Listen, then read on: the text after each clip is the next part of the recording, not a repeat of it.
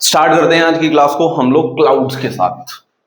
Clouds, जिसको हिंदी में लोग मेघ और फारसी में लोग बादल बोलते हैं। अलग अलग भाषाओं में अलग अलग नाम है इसके, ठीक है। क्लाउड्स की अगर हम बात करेंगे तो क्लाउड्स को 1802 में सबसे पहले ल्यूक हॉवर्ड ने आपका क्या किया था, इनको क्लासिफाई किया था। First classification is done by Luke Howard that hello from Britain. ये आपके ब्रितानी थे, इन्होंने सबसे पहले इसको क्लाउड को क्लासिफाई किया था। क्लाउड होता क्या है? क्लाउड एक कंडेंस मटेरियल होता है, कंडेंस वाटर वेपर मटेरियल। क्या हम कहेंगे? Water vapour, condensed water vapour.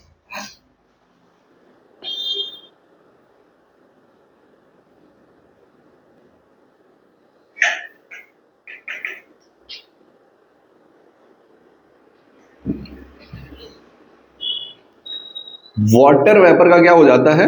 Condensation. और वाटर वेपर किस में कन्वर्ट हो जाता है?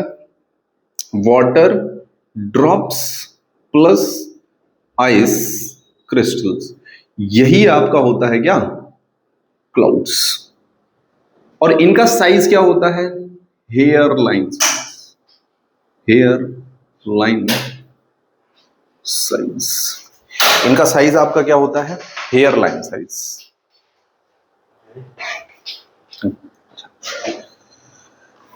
हेयर लाइन साइज, ठीक है। अच्छा, अगर हम बात करेंगे क्लाउड्स की, तो क्लाउड्स हमारा दो प्रकार से क्लासिफाई किया जाता है। एक तो on the basis of colour and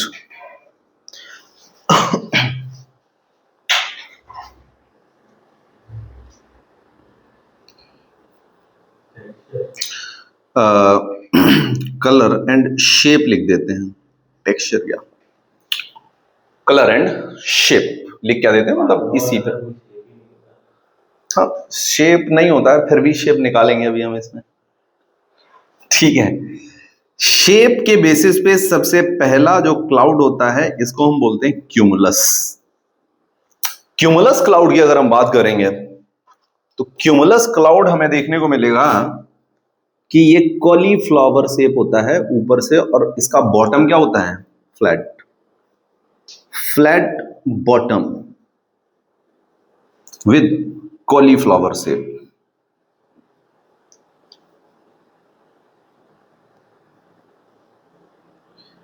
इसको कॉटन बंडल भी कहते हैं हम लोग। ऊपर से आपका कॉटन बंडल की तरह दिखेगा। अच्छा, इसका आपका एक्सटेंशन वर्टिकल होता है या हॉरिजॉन्टल होता है?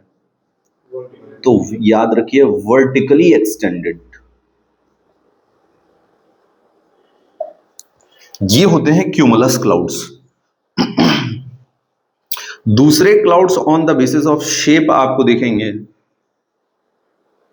स्ट्रेटस।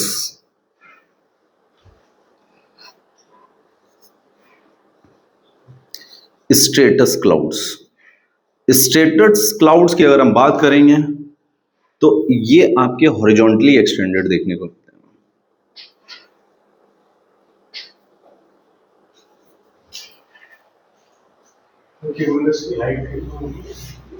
हाइट के आधार पे अभी करेंगे, अभी हाइट के बेसिस पे क्लासिफिकेशन नहीं कर रहे हैं, अभी हाइट के बेसिस पे क्लासिफिकेशन करेंगे हम लोग।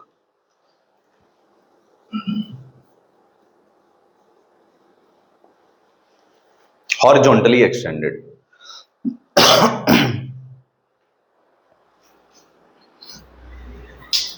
क्यूमुलस में एक और बात याद रखनी है आपको। क्यूमुलस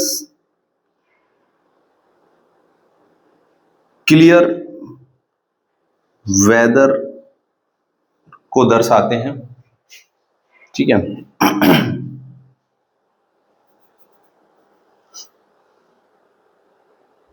सफेद हो गए, यस। सबसे अधिक सफेद जो क्लाउड्स होते हैं वो भी हम आपको बता देते हैं। ये हॉरिजॉन्टली एक्सटेंडेड होंगे और इसमें पाई जाती हैं स्ट्रेटर क्लाउड्स में क्या पाई जाती हैं, लेयर्स आर फाउंड। तीसरी तरह के क्लाउड्स जिसको आप व्हाइट, सबसे ज्यादा व्हाइट सिरस क्लाउड्स होते हैं। सिरस क्लाउड्स का स्ट्रक्चर फीदरी लाइक होता है। फीदरी, फीदरी मतलब चिड़िया के पंख जैसा, बिल्कुल।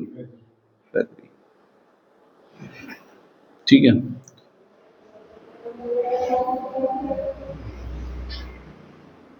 ठीक है, इस तरह से सिरस क्लाउड्स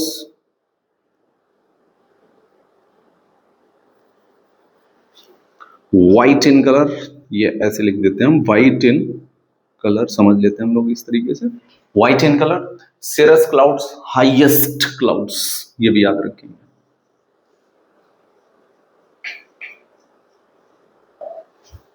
नेक्रियस नहीं होते हैं? हाँ, नेक्रियस इससे भी हाई होते हैं, लेकिन क्लाउड के क्लासिफिकेशन में हम नेक्रियस क्लाउड्स को लेके नहीं आते हैं, ना ही नॉक्टिल्यूसेंट क्लाउड्स को लेके आएंगे। वो आपके फॉर्मेशन का प्रोसेस अलग है। प्रोसेस तो सेम मान सकते हैं हम, but on the other hand क्योंकि उनका कुछ ऐसा क्लाइमेटिक एक्टिविटी में कोई रोल देखने को नहीं मिलता है। ऑप्शन अच्छा, अगर नेक्रियस आ जाए तो सबसे ऊंचा कौन सा, तो नेक्रियस, उसमें क्या सोचने वाली बात है। मीडियोराइटिक डस्ट से नॉक्टिल्यूसेंट क्लाउड बनते हैं, लिखाया है हमने आपको मेसोस्फीयर में, देखो नॉक्टिल्यूसेंट क्लाउड्स। नहीं समझे मेरी बात को? क्लियर हो गया? चलें आगे। फोर्थ टाइप के क्लाउड्स हैं आपके, जिनको आप बोलते हो निम्बस। निम्बस वर्ड आया है निम्बो से, और निम्बो माने होता है पानी, वाटर। ऐसे क्लाउड्स जो वाटर को वियर करें, वाटर वियरिंग क्लाउड्स।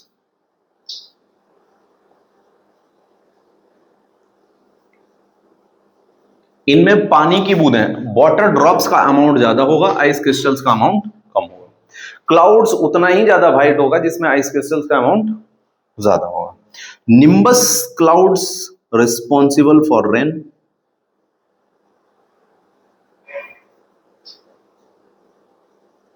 अब तो एकदम गर्मी सी गायब सी हो गई, अब तो खत्म है ना। प्रिकॉशन लेने वाला मौसम, प्रिकॉशन वाला मौसम आ चुका है। अच्छा, ये इसलिए कहने दिया कुछ ऐसे रहने दिया, सही किया। एक दो हफ्ते थोड़ा सा लगा, वही ना, एक दो हफ्ते का ही तो मैनेज करना पड़ा। निम्बस डार्क ग्रे और black in colour.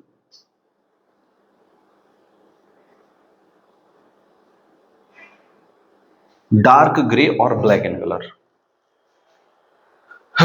Okay, these clouds are on the basis of shape and colour, है ना। कलर के बेसिस पे हम दो क्लाउड्स बोल सकते हैं, कौन कौन से?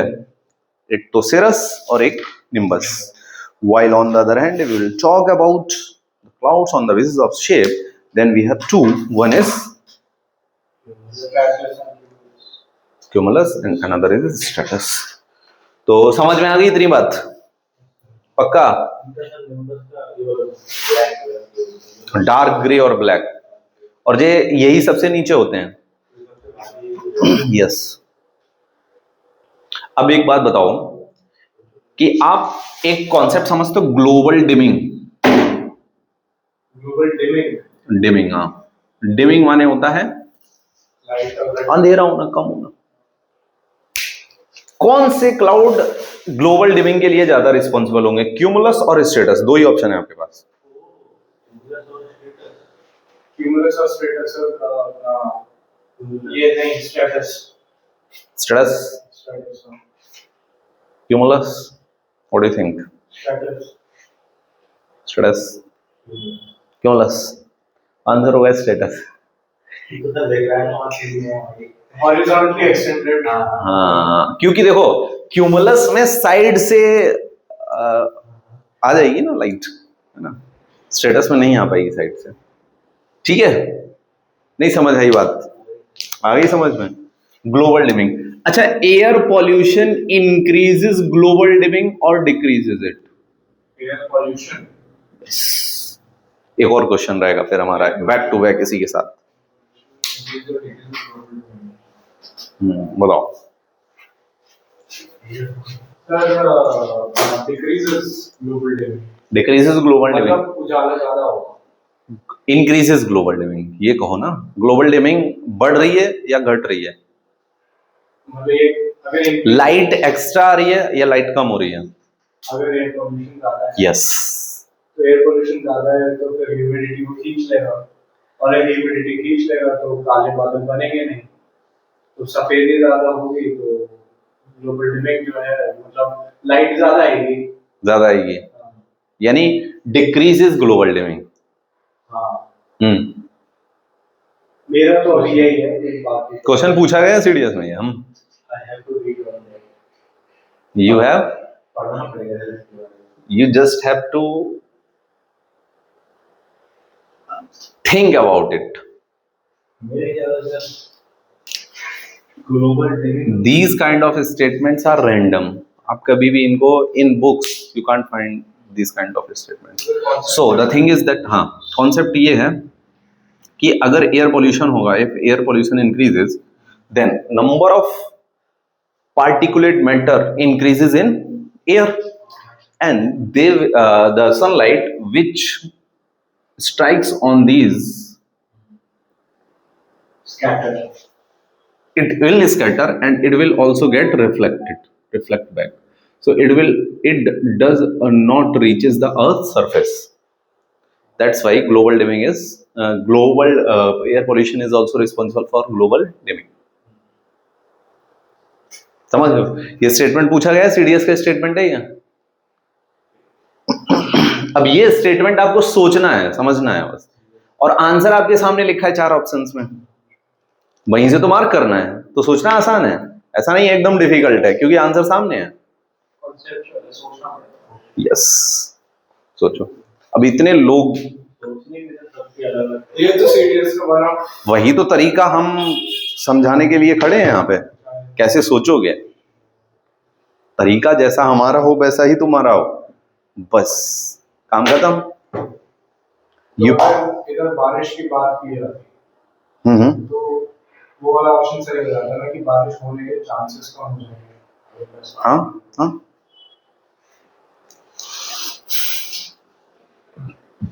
चले आगे।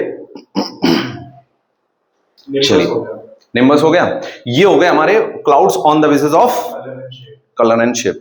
Now will move forward with type of clouds on the basis of height. अब हाइट के बेसिस पे करेंगे क्लाउड्स को।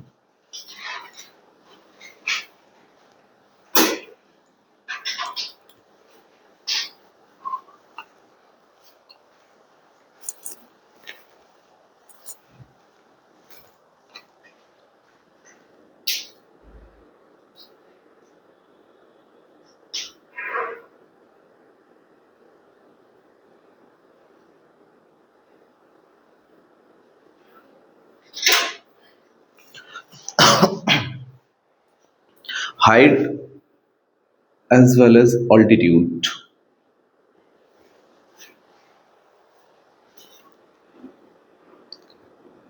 First, high clouds.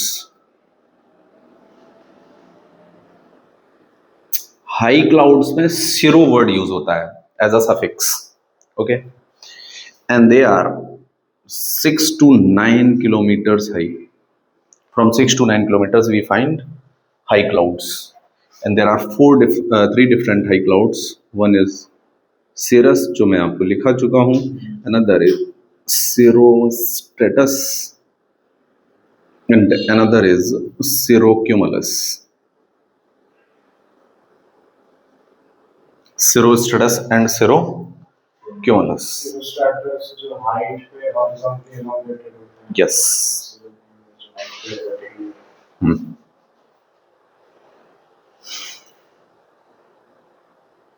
उनके नाम में आंसर, नाम में ही मीनिंग है। Yes.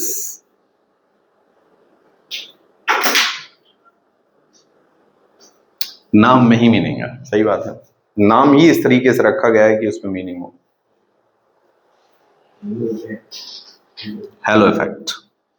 तो रिंग दिखती है वो ना,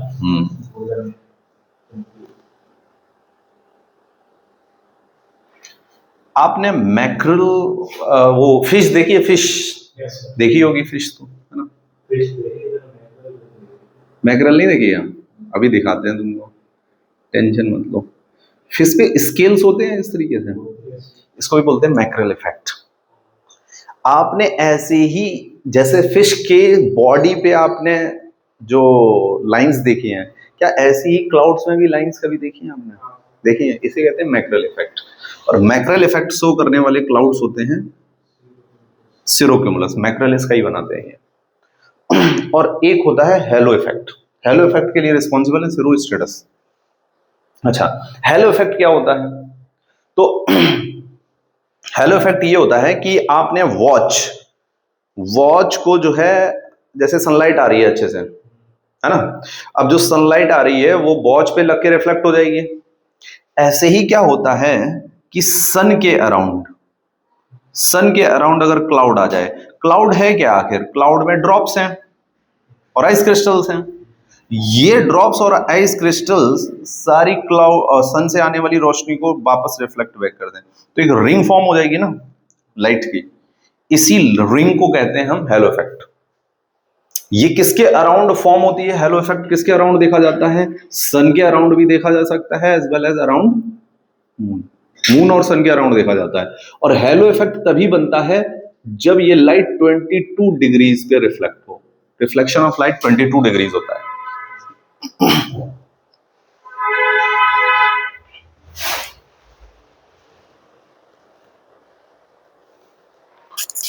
तो मतलब जो पूरा क्लाउड आ जाता है, क्लाउड तो सन के नीचे ही रहेगा, सन ऊपर है, क्लाउड नीचे है। तो जब हम नीचे से देखते हैं ऊपर, तो क्लाउड में जो रिंग दिखती है, यस यस, पूरा क्लाउड में एक वो उसके सर्कमफ्लेक्स पे दिखती है ना। ये तब बनती है जब 22 डिग्रीज एंगल पे रिफ्लेक्शन होता है। सन और मून का क्या? सन और मून दोनों के अराउंड बनती है ये।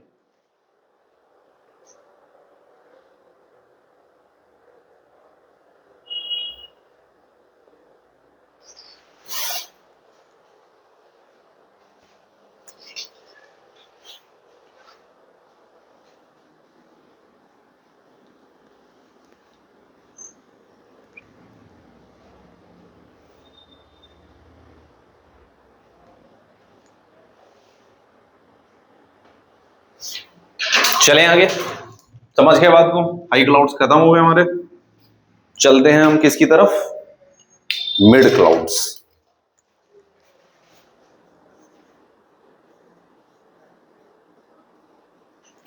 मिड क्लाउड्स की बात करेंगे तो इनके लिए वर्ड यूज किया जाता है ऑल्टो एज अ प्रीफिक्स, और इनकी हाइट देखने को मिलती है 3 to 6 किलोमीटर्स।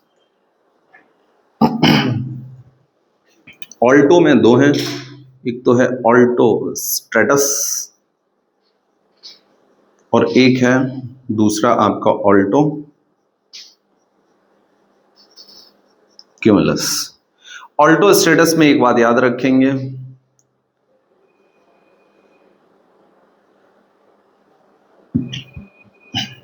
वैसे तो रेन कॉज करने की कंडीशंस होती नहीं है ऑल्टो स्ट्रेटस में, फिर भी may cause is rain cause हो सकती है, लेकिन होने की 100% संभावना यहां पे देखने को नहीं मिलती है भाई, ध्यान रखो।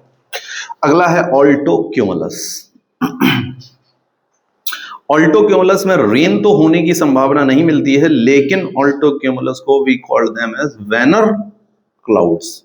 जैसे आपने छोटे पे पेंटिंग बनाई है, तो पेंटिंग में जब आप दो हिल्स बनाते थे, तो हिल्स के बीच में क्या बनाते थे?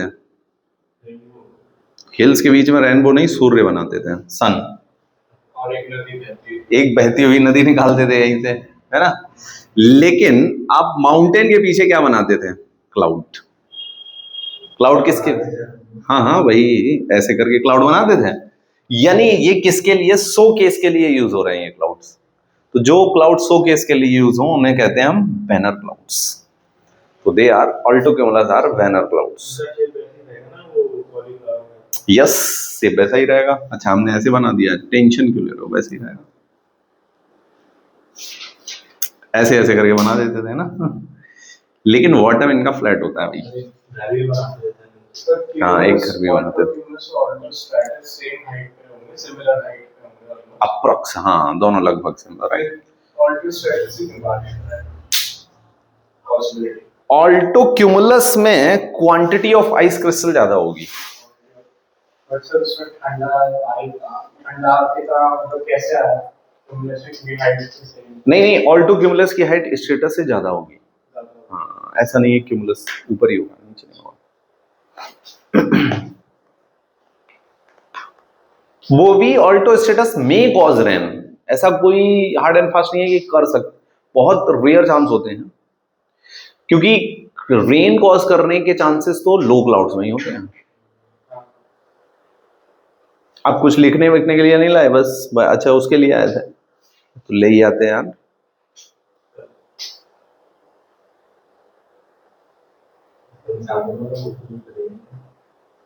ओके,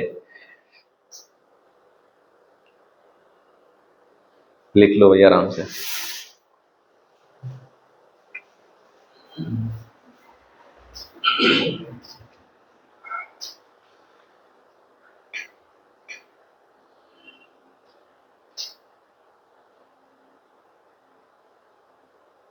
शोकेस क्लाउड्स क्या होता है, आपने बैनर क्लाउड्स बोला, showcase. Showcase, banner clouds, banner का मतलब क्या होता है? अरे आप पेंटिंग बनाते हो तो हिल्स के पीछे क्लाउड्स बनाते हो, वो कौन से क्लाउड्स होते हैं? वो होते हैं ऑल्टो क्यूमुलस। उसको अगर कोई बिहाइंड द हिल क्लाउड। हाँ हाँ, मतलब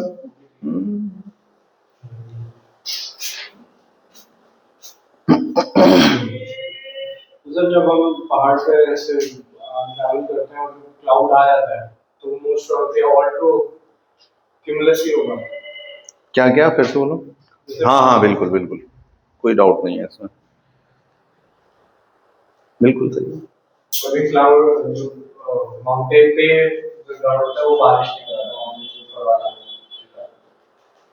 हाँ, जितना बादल ऊंचा होगा उतना बारिश कम होने के चांसेस हैं। चलें आगे, हो गया, क्लियर है। थर्ड आता है हमारा कौन सा क्लाउड?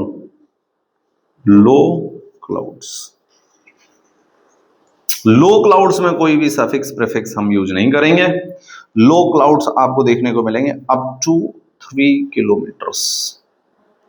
वैसे तो लो क्लाउड्स को 5 कैटेगरीज में डिवाइड किया गया है, लेकिन इसमें 2 ही याद करने वाली कैटेगरी, सॉरी 3 याद करने वाली कैटेगरीज है हमारे सामने।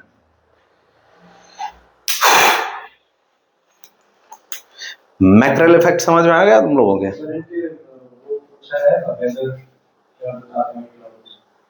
हाँ, तो बताया ना हमने कि निम्बस वर्ड लगा हो तो रेन होगी, नहीं लगा हो तो नहीं होगी। बाकी क्यूमुलस रेन नहीं कराएगा। साफ वेदर का जो है मेजर होगा, ऐसे बोल सकते हैं, है ना। लो क्लाउड्स में सबसे पहले तो स्ट्रेटोक्यूमुलस, स्ट्रेटोक्यूमुलस स्ट्रेटोक्यूमुलस की अगर हम बात करेंगे तो ये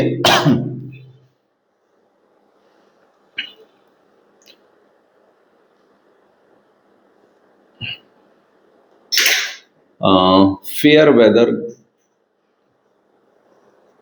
शो करते हैं, कोई भी दिक्कत नहीं होने वाली है, वर्षा रहित बादल देखने को मिले।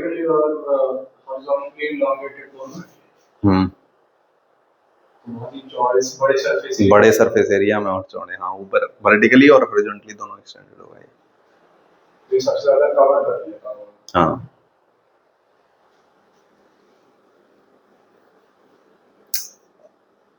यही सबसे ज्यादा आपको देखने को मिलते हैं, light grey in colour. Light grey colour होता है इनका, बस इतना ही याद रखते हैं इसमें हम। ये भी लिखते हैं कि सबसे ज्यादा डिमिंग इफेक्ट देते हैं। हाँ, बिल्कुल लिख सकते हैं। नहीं, सबसे ज्यादा डिमिंग इफेक्ट अगर आपसे ऑप्शन में पूछा जाएगा तो बताओ फिर, लिखे हुए किन क्लाउड्स में सबसे ज्यादा डिमिंग इफेक्ट होगा? वो आंसर सही नहीं है। लिखे हुए जो भी लिखे हैं आपके सामने, बोर्ड पे देखो, बोर्ड पे देखो, बताओ कौन सा सबसे ज्यादा ना सर होगा तो मेरे हिसाब से लो क्लाउड में, क्योंकि जितना ज्यादा पास होगा वो उतना ज्यादा सरफेस एरिया उसका हमें उतना ज्यादा लगेगा। जितना ज्यादा दूर करते जाओगे तो उतना ही ज्यादा छोटा भी होगा, सरफेस एरिया उतना नहीं कवर होता है। लो क्लाउड जैसे, बताओ फिर, लिखा आंसर यहीं पे है। निम्बू स्टेटस होगा ना, ऑल्टो से ज्यादा निम्बू इफेक्ट करेगा। नीचे भी है और दूसरा इसमें पानी की क्वांटिटी ज्यादा है, तो काला होगा ये निम्बू स्टेटस।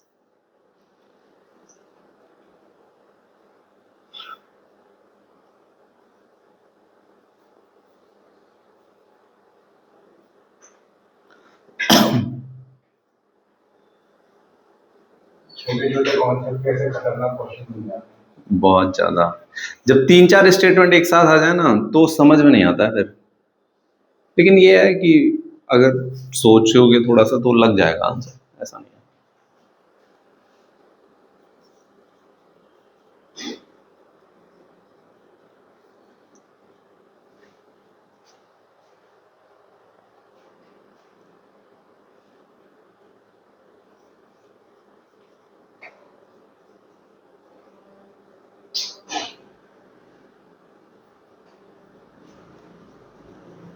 सबसे ज्यादा बारिश वाला भी यही है। हाँ, जो ऐसा देखा है आपने, शाम से सुबह तक बारिश हो रही है, सुबह से शाम तक बारिश हो रही है, हल्की हल्की बारिश, तो वो रिस्पॉन्सिबल है आपके Nimbo status cloud.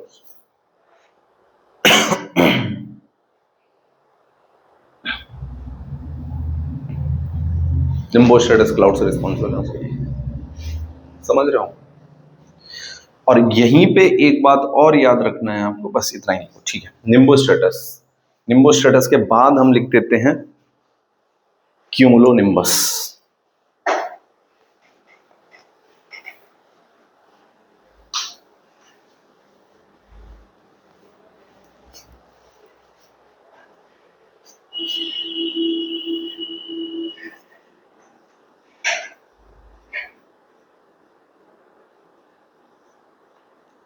Cumulonimbus, cumulonimbus आपके क्लाउड जो हैं रिस्पॉन्सिबल फॉर, बिल्कुल रिस्पॉन्सिबल फॉर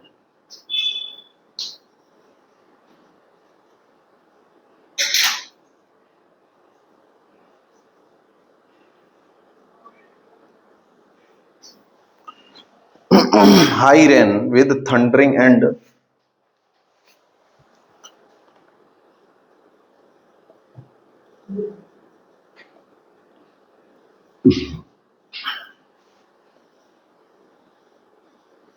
हमने आपको टाइप्स ऑफ रेनफॉल करा दिया क्या?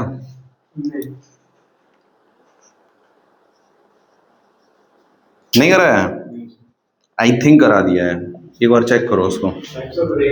Orographic rain, conventional convectional rainfall नहीं कराया?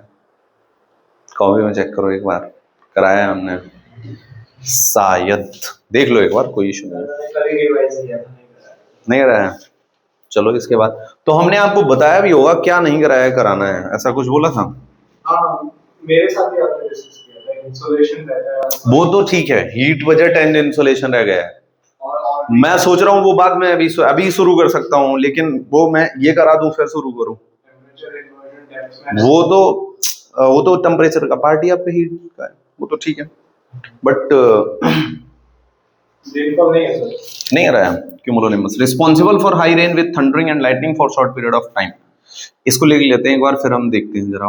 ओला मतलब hello stone, responsible for hail stones,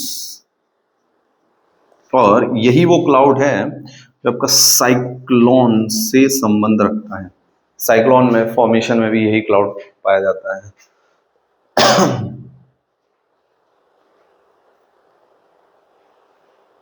इधर लो प्रेशर बनता है।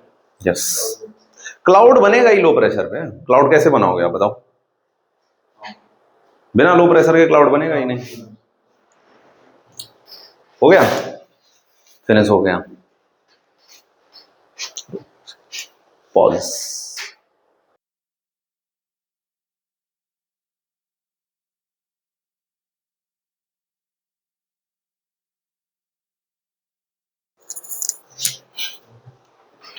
जो हमारा अभी तक कंप्लीट हो चुका है वो क्या है आपका? कंडेंसेशन। अब हमें डिस्कस क्या करना है? प्रेसिपिटेशन को डिस्कस करना है, ठीक है। कंडेंसेशन की अगर हम बात करेंगे तो इसमें हम आपसे बस 2 क्वेश्चन पूछना चाहते हैं, then will move forward with the precipitation. So stages of formation of clouds.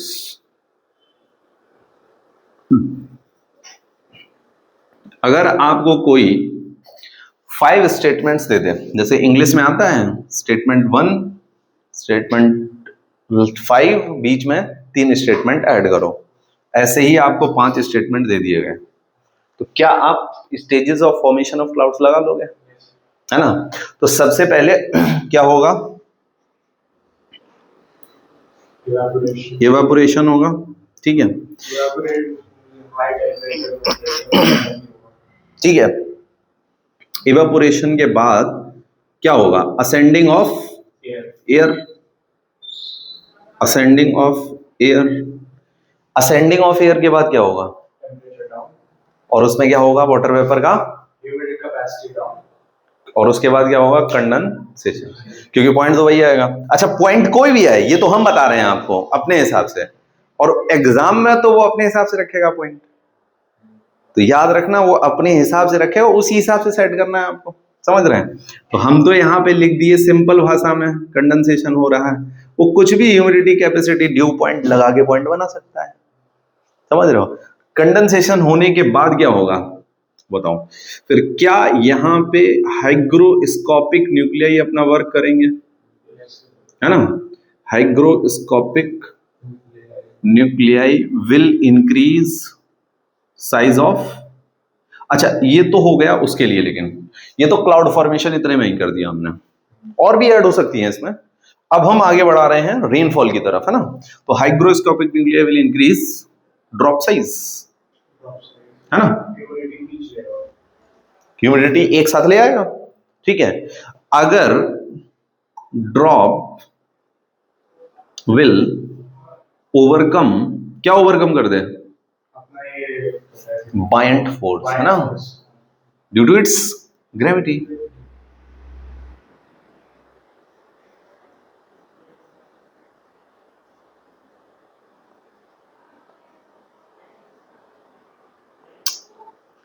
Gravity, और फिर यही बूंद क्या करेगी? Fall down on the earth surface. हो गई बारिश आपकी।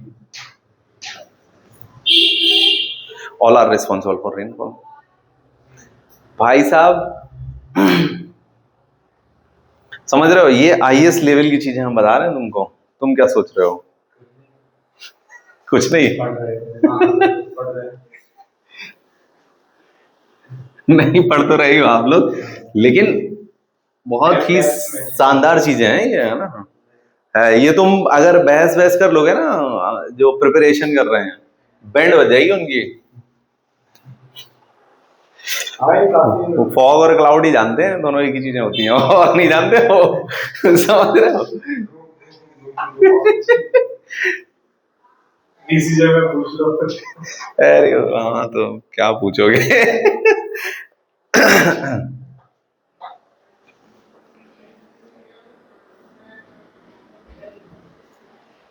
अरे सीडीएस की जो प्रिपरेशन कराते हैं वो भी ये सब नहीं, उन्होंने टाइप्स ऑफ फॉग नहीं बताते हैं। चेन फॉग तो हम भूल जाते हैं। अरे टाइप्स ऑफ फॉग आपने पहली बार ही बताया, बहुत टाइम के बाद। हाँ नहीं, पहले बताया था। हम बस बता के निकल जाते हैं, क्योंकि टाइम बाउंड कर देता है ना हमको। रेडिएशन फॉग चेने फॉग भी आपको बहुत कम देखने को मिलेगा। हाँ अभी हम सोलर हीट पढ़ाएंगे, उसमें भी बहुत सारी ऐसी चीजें दिखेंगी तुमको जो मिलेंगी हीट बजट। सीडीएस में तो चांस ही नहीं है, चाहे तुम किसी भी इंस्टीट्यूट का बुकलेट उठा लो। वहां पे अगर क्वेश्चन आया मिस के ऊपर मिस छोड़ना फॉग बता precipitation, precipitation falling of water in any form is called precipitation। in any form का मतलब है ये किसी फॉर्म में हो सकती है, liquid, solid as well as gas. Solid, liquid और गैस तीनों फॉर्म में हो सकता है। चलिए सबसे पहले हम आपको क्या रेनफॉल करा दें, क्या चाहते हो आप लोग? ठीक है, रेनफॉल करा देते हैं। देखो हमने इसमें करना क्या क्या है, हमने करना है एक तो रेनफॉल, दूसरा स्नोफॉल, हेलस्टोन,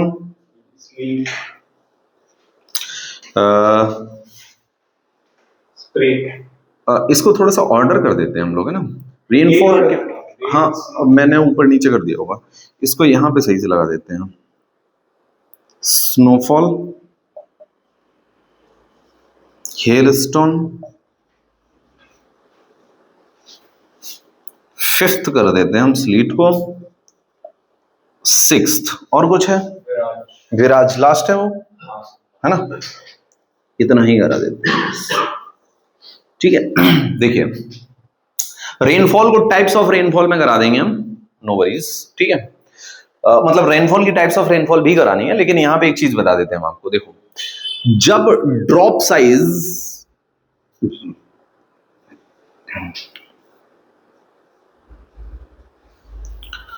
स्प्रे के अलावा स्लीट, स्प्रे और स्नोफॉल और कुछ नहीं लिखा था ना। अच्छा ठीक ठीक। ड्रॉप साइज, देखिए ड्रॉप साइज अगर 0.5 mm से बड़ा है ना, बड़ा है अगर 0.5 mm से, तो रेनफॉल कहलाता है वो, ठीक है। और अगर ड्रॉप साइज 0.5 mm से क्या है, छोटा है, तो क्या कहलाता है वो, स्प्रे। यही अंतर है दोनों में। स्प्रे को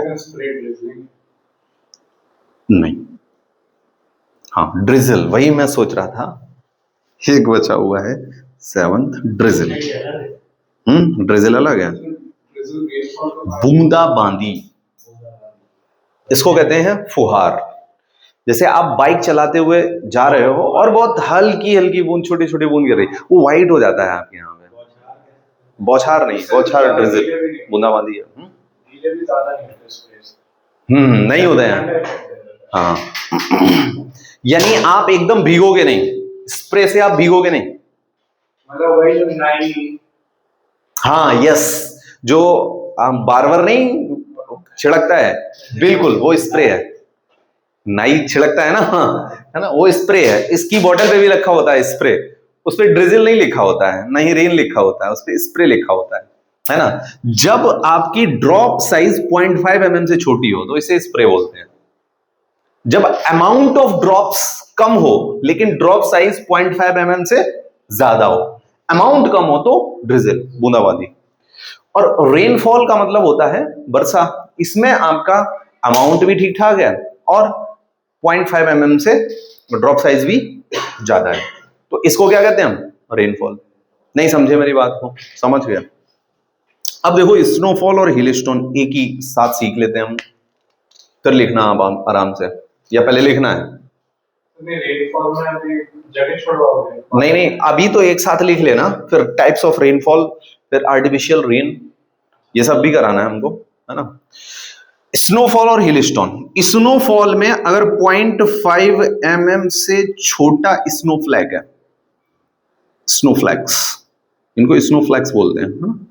तो 0.5 mm से छोटा है तो स्नोफॉल हो गई, और 0.5 mm से बड़ा स्नोफ्लैक है, उल्टा लग गया ना, तो हेलस्टोन हो गया। तो हेल स्टोन हो गया। गिरते आइस क्यूब्स आइस क्यूब कभी नहीं होगा, हमेशा स्फीयर होगा। अरे हाँ मतलब आइस गिरती है आइस। हाँ अच्छा, क्यूब क्यों नहीं गिरता है ऊपर से? क्यूब तो हमें फ्रिज के अंदर बनाना पड़ता है, आइस क्यूब क्यों नहीं गिरता है?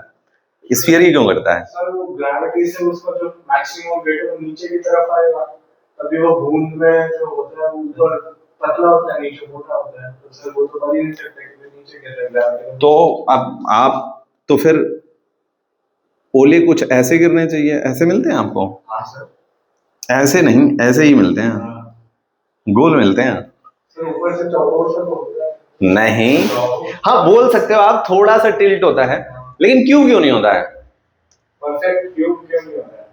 बूंद, अच्छा चलो छोड़ो, ठीक है, आप चलो ठीक है, हम मान लेते हैं आप बूंद से इसको बना रहे हो, ड्रॉप से इसको बना रहे हो। ड्रॉप भी स्फीयर शेप में क्यों होती है, स्क्वायर शेप में क्यों नहीं होती? फिजिक्स का कॉन्सेप्ट है। वाई ड्रॉप, अच्छा ड्रॉप में पता है ऐसे क्यों होता है, ये भी स्फीयर होनी चाहिए, लेकिन क्योंकि ग्रेविटी लगती है तो ऊपर से नीचे खिंच जाती है, इसलिए ये खिंची हुई होती है, नहीं तो ये भी स्फीयर में होगी। हाँ, लेकिन स्फीयर में ही क्यों होना चाह रहे हैं ये सब? Why all natural objects like earth, sun, सभी स्फीयर में क्यों दिखते हैं हमको, स्क्वायर शेप में क्यों नहीं दिखते हैं? होती है वो घूमने इजी होता है उसके लिए, अब स्क्वायर को कहाँ कैसे घुमाओगे? भगवान ने कहा घूमो। अब ये तो घूमेगा नहीं इतना जितना एक बॉल घूम रही है। वो तो बात ठीक है, लेकिन चीज यहां पे है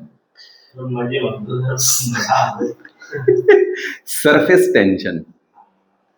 जिसका सरफेस टेंशन, हर ऑब्जेक्ट अपना सरफेस टेंशन क्या करना चाहता है, कम करना चाहता है, क्योंकि जितना सरफेस का एरिया कम होगा उतना ही सर्वाइवल ज्यादा होगा, क्योंकि एनर्जी लूज कम होगी। जैसे सर्दियों में आप सिकुड़ के सोते हो एकदम, क्यों? क्योंकि आप सरफेस एरिया को क्या करते हो, कम करते हो, क्योंकि आपसे एनर्जी रेडिएट ना हो। इसलिए हर नेचुरल ऑब्जेक्ट अपने आप को स्फीयर शेप में लाना चाहता है, क्योंकि स्फीयर का सरफेस एरिया सबसे कम होता है। इसलिए नेचुरल ऑब्जेक्ट्स आप ज्यादातर देखोगे सारे स्फीयर शेप में होंगे, ठीक है ना? तो हेलस्टोन, इतनी बात समझ में आ गई यहाँ चार। अब आते हैं स्लीट पे। स्लीट आ गया ना इतना? अभी हेलस्टोन हम बताएंगे कैसे गिरता है। अच्छा चलो पहले हेलस्टोन की ही चर्चा कर लेते हैं, स्नोफॉल और हेलस्टोन और स्लीट एक साथ हम बात कर लेते हैं। देखो टेम्परेचर ट्राइंगल आपने सुना है कभी कॉन्सेप्ट टेम्परेचर ट्राइंगल का? नहीं सुना है, कोई दिक्कत नहीं। अब ये मत सोचना बस ये पूरा एटमॉस्फेयर है, ये अर्थ सरफेस है, अर्थ सरफेस के ऊपर का एटमॉस्फेयर है। यहां पे एक जो ट्राइंगल ये बना हुआ है ना, ये किस चीज का बना हुआ है, ये टेम्परेचर का बना हुआ है। इस ट्राइंगल के अंदर जो टेम्परेचर है वो 0 डिग्री सेल्सियस है, ठीक है, और इस ट्राइंगल के बाहर का टेम्परेचर है 20 डिग्री सेल्सियस। अब बस ये नहीं सोचना है आपको ऐसा हो सकता है या नहीं हो सकता, बिल्कुल हो सकता है। Temperature triangle, temperature rectangle, temperature सब कुछ बनते हैं एटमॉस्फेयर में। मतलब इतना टेम्परेचर का वेरिएशन कैसे हो सकता है एक ही जगह? हो सकता है, एयर मास आया, एयर मास धीरे धीरे एसिमुलेट कर रहा है, हीट को सो कर रहा है, लेकिन पॉसिबिलिटी है, नेचुरल फिनोमेना है। अब मान लेते हैं ऊपर हैं आपके, क्या है ये, हैं तो बादल, मेघ हैं, कोई भी है लेकिन बादल क्लाउड्स हैं। अच्छा अगर क्लाउड्स ने कंडेंसेशन किया तो इसमें ड्रॉप्स गिरेंगे, इस तरीके से गिरेंगे नहीं गिरेंगे? ठीक है भाई, बन जाएगा हाँ अब आपने देखना है, समझना है चीजों को। हेल, तीन चीजें एक साथ समझाएंगे हम। देखिए हेल स्टोन नहीं, हम जो ये जो बारिश करा रहे हैं ये करा रहे हैं हम स्प्रे करा रहे हैं। अब बताओ आपके हिसाब से क्या बनना चाहिए इसमें? इस वाले एरिया में क्या करना चाहिए, स्नो, तो क्या स्नोफॉल होगा यहाँ पे? होगा नहीं होगा? समझ गए? अब यहीं पे अगर ये स्प्रे ना करा के हम क्या करा दें, रेन, तो क्या इस वाले एरिया में we are taking this part of triangle, ये 3 सेक्शन बनाए हुए हैं हमने, समझ रहे हो बात को।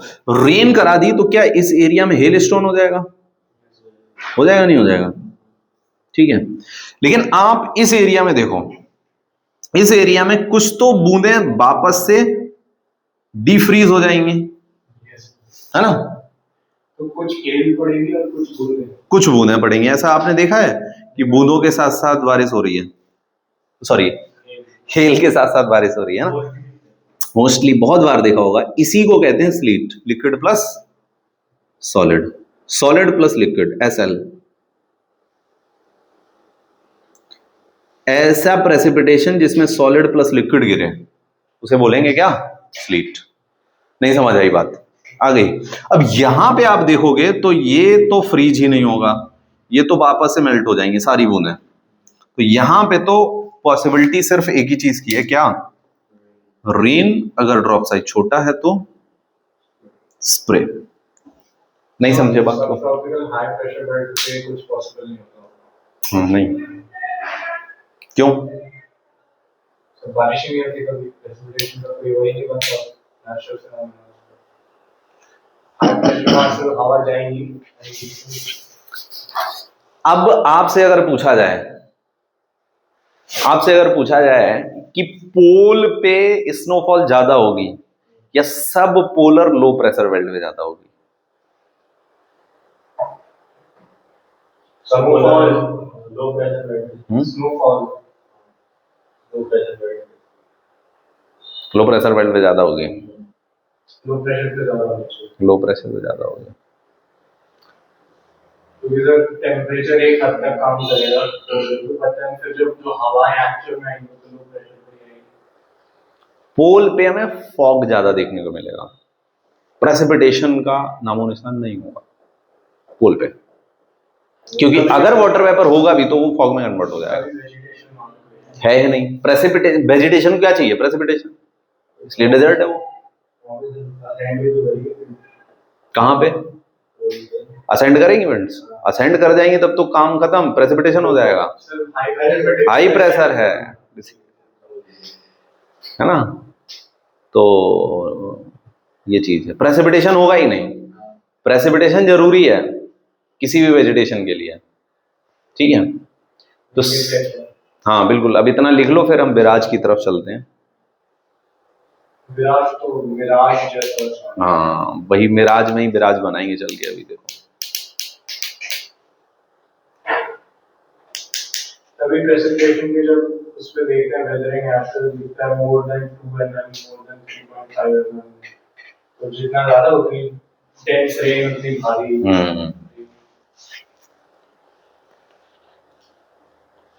कभी भी फ्री बैठे हो तो वेदर जो आपके फोन में दिया रखा होता है वो देखा करो एक ध्यान से, यूवी कितना आ रहा है, सेंसिबल कितना यूवी हमारे लिए, अब मतलब सेंसिबल इन द सेंस कितना फिल्टर होके आ रहा है, ज्यादा आ रहा है, कम आ रहा है, यूवी भी दे रखा होता है, विंड स्पीड भी दे रखी होती है।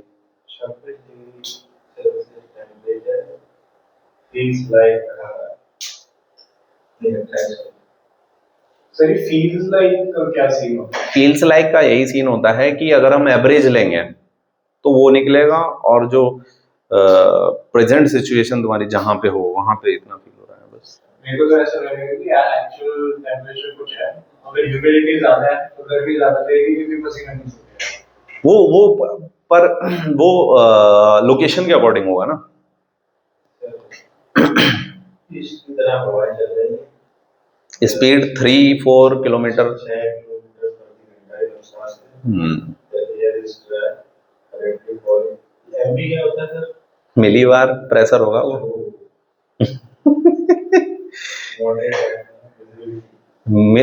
कितना एमबी है प्रेशर, देखो 1009। सबसे हाईएस्ट प्रेशर कितना होता है, 1013, 1013। अब देखो प्रेशर हाई होने लगा प्रेशर अगर हाई होने लगा तो बारिश की संभावना ना के मात्र है। अग्रेसिवली ऊपर जाते जाते तो प्रेशर डाउन होते जाएगा, डेंसिटी एयर। वो तो ठीक है, लेकिन हम हॉरिजॉन्टल पे बात करते हैं जब भी वेदर पैटर्न की बात करते हैं। लो थी आज, यूवी लो थी क्योंकि आज अच्छे से धूप नहीं निकली है ना। तो सर जो ड्यू पॉइंट नहीं देखा तुमने, इसमें ड्यू पॉइंट भी आ रहा होगा। स्ट्रैटस क्लाउड्स हैं, यूवी को भी सबसे ज्यादा ब्लॉक करेंगे। वो आने के लिए 12 डिग्री है ड्यू पॉइंट। ड्यू पॉइंट कितना कम है ना, कंडेंसेशन होने की पॉसिबिलिटी नहीं है। जो हमारा नॉर्मल टेम्परेचर है वो कितना बताया था अभी आपने, 18 28, 12 है ड्यू पॉइंट, सोच लो। अब यही ड्यू पॉइंट होता 28 और 12 होता नॉर्मल टेम्परेचर, तो कंडेंसेशन हो जाता।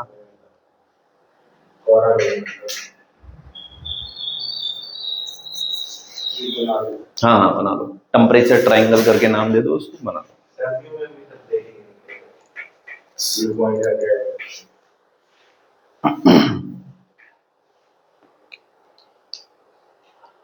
सनसेट सर अभी हो जाएगा 20 मिनट बाद। अच्छा, सनसेट का टाइमिंग दे रहा होगा। हो जाता है ना, डे छोटे हो जाते हैं, नाइट लॉन्ग हो जाता है। वो भी कॉन्सेप्ट आपको बताते हैं हम। इंसुलेशन में है, इंसुलेशन में तो नहीं लेके आएंगे उसको हम एक अलग टॉपिक पढ़ाते हैं, मोशंस ऑफ द अर्थ में, उसमें आते हैं। सर एक वो वाले भी उस टाइप के भी क्वेश्चन होते हैं कि आप जापान में बैठे रही वेस्ट चले तो कितना डिप बढ़ गया आपका। हाँ वो भी कर लेंगे। मून में बता रहा है सुबह 8 बजे, मून सेट हो जाएगा 7:07। क्योंकि अभी आपकी वो चल रही है अमावस्या के बाद। अमावस्या दिवाली कब थी, अमावस्या को, यानी न्यू मून। हमने पढ़ाया आपको न्यू मून फुल मून नहीं पढ़ाया, अभी पढ़ाएंगे, अभी पढ़ाएंगे। वैक्सिंग क्रेसेंट, हाँ अभी तक वैनिंग क्रेसेंट था। वैनिंग क्रेसेंट का मतलब होता है पूर्णिमा के बाद का चांद। पूर्णिमा में चांद फुल हो गया, अब जो चांद धीरे धीरे कम होगा इसको कुछ बोलते हैं वैनिंग ऑफ द मून। ये होता है कृष्ण पक्ष, हिंदी में बोलते हैं, सुना है कृष्ण पक्ष और शुक्ल पक्ष। हाँ, तो वैनिंग इक्वल टू कृष्ण पक्ष। और जैसे ही अमावस्या की रात आती है, अमावस्या के बाद जो नीचे टाइम रहता है वो होता है आपका शुक्ल पक्ष, और इसको बोलते हैं वैक्सिंग ऑफ द मून। ये है phases of the moon chapter, moon chapter में कराते हैं ये हम आपको। बिल्कुल यूनिवर्स का ही सेक्शन है ये, सबसे इंपॉर्टेंट सेक्शन यूनिवर्स में आता है ये। खट से यूनिवर्स ही करा देंगे इसके बाद, हम आपको सोच रहे हैं यूनिवर्स जल्दी से खत्म भी हो जाएगा।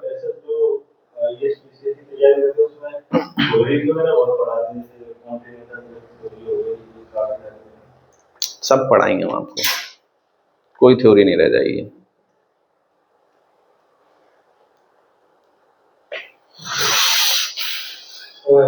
हो गया, चले आगे। तो हेलस्टोन समझ आया आपको कैसे होता है। हेलस्टोन एक तो आपका ये तरीका है हेलस्टोन होने का। हेलस्टोन होने के दो तरीके हैं,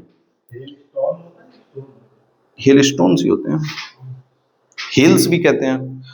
एक तो फ्रीजिंग वाला मेथड है, ये फ्रीजिंग वाला मेथड हमने तुम सिखा दिया। एक मेथड होता है बाउंस बैक वाला। अब होता क्या है, बहुत तेजी से हवा चल रही है, मान लेते हैं हवा क्या कर रही है, बहुत तेजी से चल रही है, और हवा क्या करेगी, हवा आने वाली बूंदों को, है ना, जैसे कि देखो बूंद ऊपर से आ रही है नीचे, ठीक है, बूंद जैसे ही नीचे आ रही थी, तेज हवा ने क्या किया, इस बूंद को वापस ऊपर। जैसे ही ये बूंद ऊपर जाएगी, ऊपर जाते हुए क्या टेम्परेचर कम होने लगेगा, डिक्रीज होने लगेगा। टेम्परेचर अगर डिक्रीज होने लगेगा तो बूंद फ्रीज होने लगेगी, फ्रीज हो जाएगी। और जैसे जैसे नीचे से ऊपर जा रही है, नीचे कुछ बूंदें इकट्ठी भी करती ले जा रही होगी ये अपने साथ, नहीं समझे बात को, और वो भी फ्रीज हो गई। फ्रीज होके बड़ा सा आइस का एक क्रिस्टल बन गया, बड़ा सा बन गया, ठीक है, वो ऊपर से नीचे आ रहा है, तो अपने साथ बूंदें फिर से एक्युमुलेट कर ली उसने। लेकिन हवा इतनी तेज है कि इस आइस पीस को भी वापस बाउंस बैक कर दिया। वापस बाउंस बैक किया तो फिर से बूंदें इकट्ठी हो गई इसके सरफेस पे, बड़ा साइज हो गया इसका, फिर से नीचे आया और बड़ा हो गया। अगर हवा और तेज है तो फिर से बाउंस बैक कर देगी इसको। इस तरीके से जब हवा तेज होगी तो जो ओले पड़ेंगे वो साइज उनका बड़ा होगा। देखा है आपने, बहुत तेजी से हवा चलती तो ओले पड़ जाते हैं, बारिश होने की जगह ओले गिर जाते हैं, हेलस्टोर्म हो जाता है, देखा है। तो ओले बनने के दो ही तरीके होते हैं, एक तो bounce back by the velocity of air, और एक दूसरा है फ्रीजिंग ऑफ ड्रॉप्स। समझ गए हेलस्टोर्म्स की कहानी, खत्म हो गया। स्लीट तो आप समझ ही गए, स्लीट में क्या होगा, सॉलिड प्लस लिक्विड, हाँ हेल प्लस रेन। बिराज वाटर वेपर के टर्म्स में प्रेसिपिटेशन होता है। होता क्या है कि डेजर्ट एरिया जो होता है ना, डेजर्ट एरिया का टेम्परेचर बहुत हाई है, सरफेस का टेम्परेचर हाई होता है।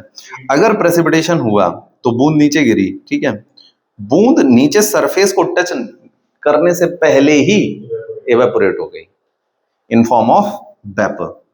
तो डेजर्ट को भी हीट डोम बोल सकते हैं।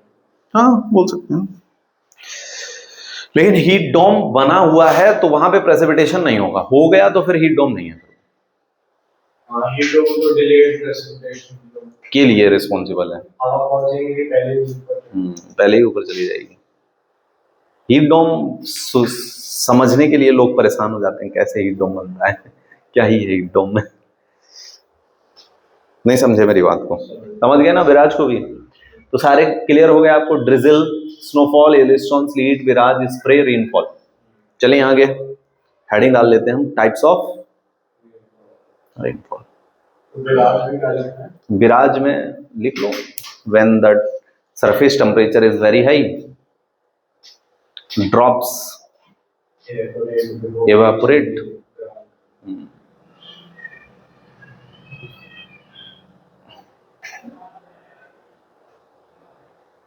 before touch the earth surface, touches the earth surface.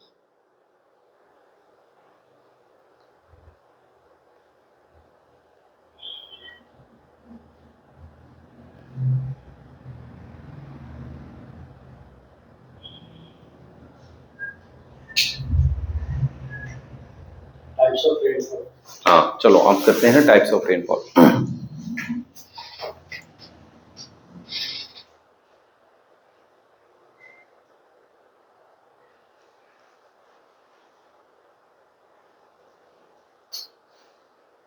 अच्छा, अब यहाँ पे हम बहुत सारे क्वेश्चन भी पूछ सकते हैं आपसे, चाहे तो पूछ लिया जाए।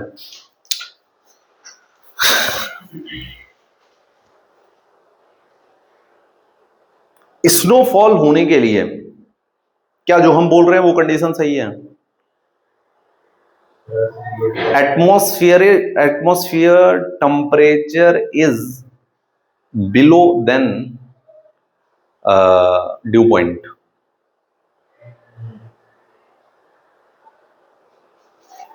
हाँ सर सही है। या ये रेनफॉल होने के लिए सही है? देख लो आराम से,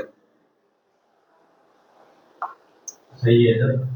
मतलब सर रेनफॉल होगी तो वाटर टेम्परेचर कम होगा तो तभी वो मतलब ये नहीं बोला जाए कि बोल रहे हो आप। अच्छा ओके ठीक है, हाँ हाँ ये पार्शियली करेक्ट स्टेटमेंट है ये, क्योंकि इसमें ड्यू बन भी सकती, ओ स्नो बन भी सकती है, नहीं भी बन सकती। अगर एटमॉस्फेयर का टेम्परेचर 0 से कम हुआ तो ड्यू, वो तो स्नो बन जाएगी। बारिश जरूर होनी, बारिश तो जरूर होनी है इसमें, एटमॉस्फेयर का टेम्परेचर नीचे जाना है तो कंडेंसेशन होना है, और कंडेंसेशन होना है तो प्रेसिपिटेशन होना है। और अगर एटमॉस्फेयर का टेम्परेचर 0 से कम है तो वही कंडेंसेशन किस फॉर्म में होगा? आइस फॉर्म में, स्नोफ्लेक्स में। वो डिपेंड करेगा ड्रॉप साइज पे। हाँ ड्रॉप साइज पे भी डिपेंड करेगा।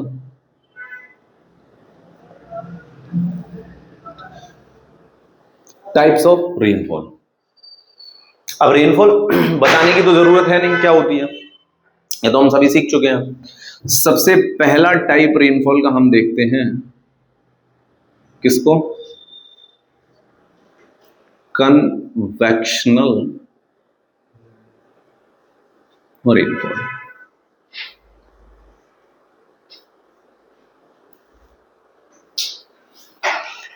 कन्वेक्शनल रेनफॉल बताओ भाई, कन्वेक्शनल रेनफॉल क्या होती है? कन्वेक्शन करंट से जो देखो रेनफॉल में एक बात, हाँ कन्वेक्शन करंट से जो रेनफॉल होती है, कन्वेक्शन करंट क्या होते हैं? मूवमेंट ऑफ विंड अपवर्ड्स और फिर उनका भारी हो जाने से फिर वो नीचे आती है, और जब वो नीचे आती हैं जो एयर वो लेके आते हैं जिससे रेनफॉल होती है वही कन्वेक्शन। ये अर्थ सरफेस है ना? क्या बोला आपने? जो विंड ऊपर जाएगी, ठीक है गई, ऊपर गई और उसके बाद एक पॉइंट पे जाके भारी हो गई, उसका उसके जो पार्टिकल हैं तो भारी से रेन क्यों करा रहे हो? सर वो नीचे आएगी ना, फिर कन्वेक्शन की। और हम एयर को भारी करा के नीचे थोड़ी ना लाएंगे। नीचे किसको लाना है आपको? एयर को लाना है या वाटर ड्रॉप्स को लाना है? हाँ, तो वाटर ड्रॉप्स कैसे आएगी? कंडेंसेशन से ना, कंडेंसेशन कराओ। असेंडिंग एयर जो असेंडिंग एयर है इसी को क्या कहते हैं? कन्वेक्शन करंट्स, है ना?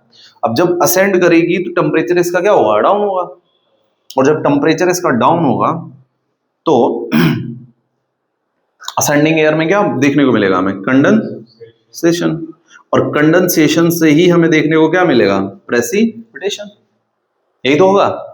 अब ये कन्वेक्शन करंट हमें कहां देखने को मिलेंगे? ये कन्वेक्शन करंट वहां देखने को मिलेंगे जहां पे कोरियोलिस फोर्स ना हो, इक्वेटर।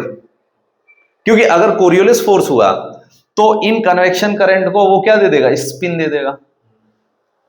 तो यही कन्वेक्शन रेनफॉल किस में कन्वर्ट हो जाएगी? साइक्लोनिक रेनफॉल में, साइक्लोन बन जाएगा, स्पिन दे देगा। नहीं समझे मेरी बात को? समझ गए ना? तो कन्वेक्शनल रेनफॉल सबसे कॉमन कहां पे देखने को मिलेगी? अर्थ पे, हमें इक्वेटर पे। और कन्वेक्शन करंट किस समय 24 आवर्स अगर देखें तो कौन से ऐसे समय होंगे जहां पे कन्वेक्शन करंट सबसे ज्यादा उठेंगे? बताओ।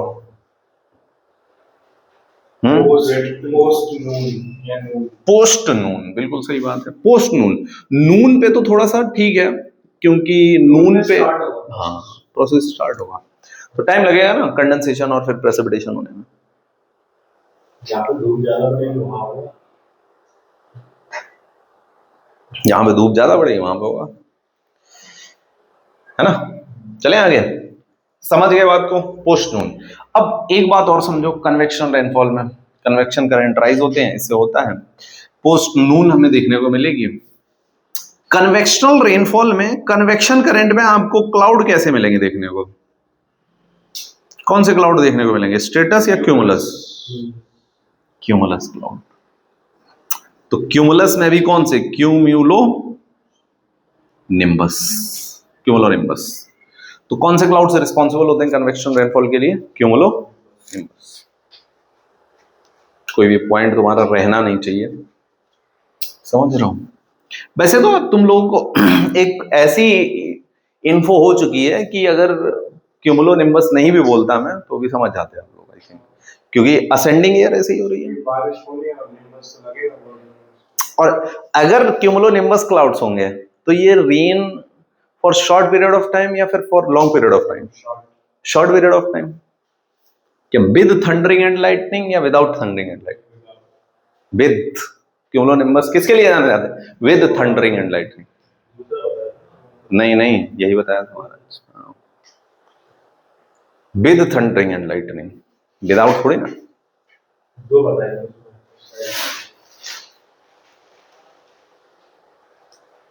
निम्बो स्टेटस और क्यूमुलोनिम्बस।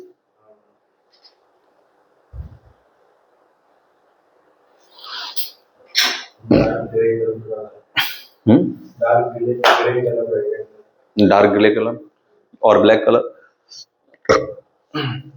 समझ गए बात को?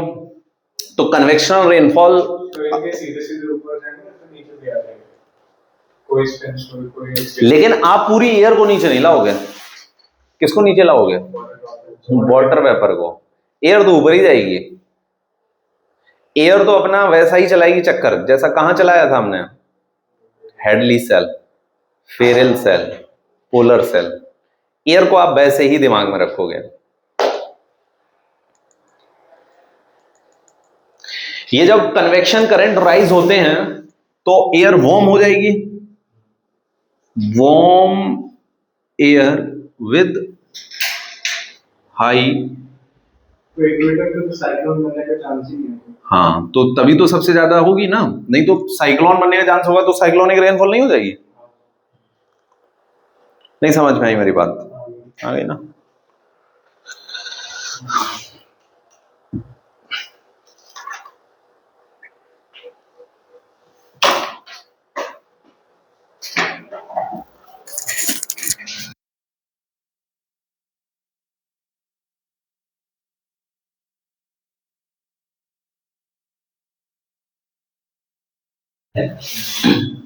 लो, ये हो गया हमारा कन्वेक्शनल रेनफॉल।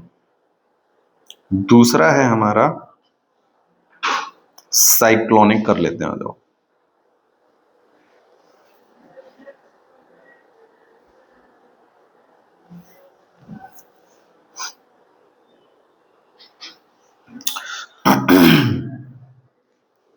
देखिए साइक्लोनिक रेनफॉल कहां होनी चाहिए बताओ, जहां साइक्लोन बनेगा। कोरियोलिस बल ज्यादा कम की बात नहीं है, लग जाए बस, इतना ही काफी है ना। दोनों हेमिस्फीयर बताओ कौन सी बेल्ट में बनेगा साइक्लोन, लो प्रेशर वाले। सब पोलर लो प्रेशर बेल्ट, बताया था ये हमने आपको। कितने डिग्री से कितने डिग्री, 60 से 70। इधर भी क्या मिलेगा हमें, सब polar low pressure belt 60 to 70 degree, है ना, क्लियर है। अब इसमें हमने आपको सिखाया था कि एक तो हवा ऊपर से नीचे, एक नीचे से ऊपर, एक हवा ऊपर से नीचे, एक नीचे से ऊपर, कुछ ऐसे ही चलती थी, है ना। और ये हवाएं सीधी नहीं चल के तिरछी चला करती थी, कुछ ये इस तरह, ये इस तरह, है ना, ये इस तरह, ये इस तरह, है ना। तो ये यहां पे डेवलप हो जाते थे क्या, साइक्लोन। ये हैडली सेल, वो इक्वेटर और उसके बीच में बनेगा। वो तो सब ट्रॉपिकल हाई के बीच में बनेगा हेडली, ये फेरल सेल पे आएगी, ठीक है। तो साइक्लोन यहां भी बनेगा, साइक्लोन यहां भी बनेगा, दोनों बेल्ट्स पे। और जब साइक्लोन बनेगा तो नीचे से जाने वाला हवा जो है वो वार्म होगा, और ऊपर से आने वाला हवा कैसा होगा, कोल्ड। इधर ये वाला वार्म और इधर ये वाला कोल्ड, होगा नहीं होगा, क्लियर है। अब वार्म हवा आ रहा है, इधर से कोल्ड हवा आ रहा है, ऊपर कौन रहेगा, क्यों, हल्की है, और पीछे से हवा और आती जा रही है, तो ये घुमड़ के ऊपर जाती जाएगी, तो वार्म ऊपर चली जाएगी, चली जाएगी ना। अब वार्म ऊपर जाएगी तो वार्म में आपको देखने को मिलेगा टेम्परेचर क्या होगा वार्म का, डाउन, क्या कंडेंसेशन हो जाएगा, कंडेंसेशन हो जाएगा तो प्रेसिपिटेशन हो जाएगा, दोनों में ही देखने को मिलेगा हमें, ये मिलेगा नहीं मिलेगा।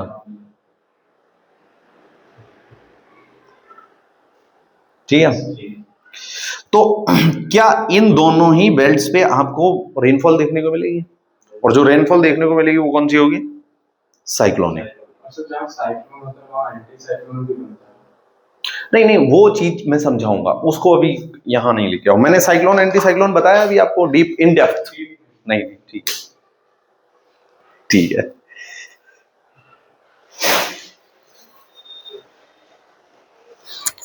जब